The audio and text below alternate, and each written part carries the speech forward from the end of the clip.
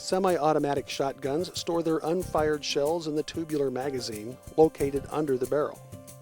To unload, first determine if there is a shell latch directly behind the magazine inside the receiver. Press this latch to the side to remove the shells.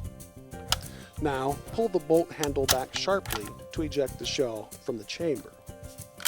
If there is no shell latch, continue pulling the bolt handle until the magazine is empty.